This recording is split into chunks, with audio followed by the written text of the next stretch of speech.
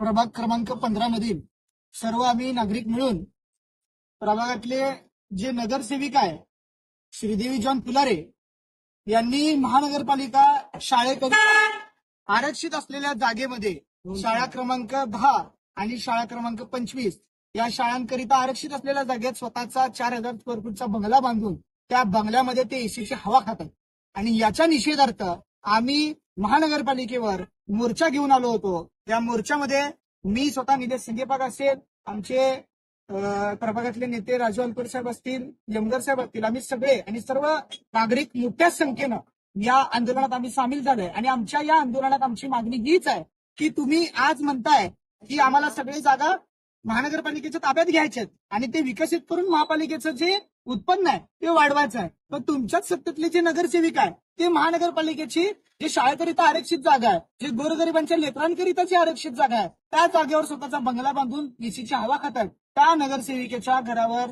कधी बुलडोजर चालवणार? सर्वसामान्य माणूस 4 फूट अतिक्रमण केलं तर तुम्ही त्याचा घर संसार उद्ध्वस्त करता, मग सत्तेतल्या नगरसेविकेवर राजकीय दबावापोटी तुम्ही कारवाई करत नाहीयेत का, असा प्रश्न आम्ही आज प्रशासनाला विचारलेला आहे। आणि जर त्या बंगल्यावर कारवाई तात्काळ झाली नाही तर उद्या सीएम साहेबांचा ताबा देखील आम्ही अडवणार आहोत, अशी इशारा देखील आम्ही प्रशासनाला दिलेला आहे। त्यामुळे आमची सगळ्यांची नागरिकांची विनंती आहे की तात्काळ त्या अतिक्रमणावर बुलडोजर चालवून ते नासधूस करावे। धन्यवाद।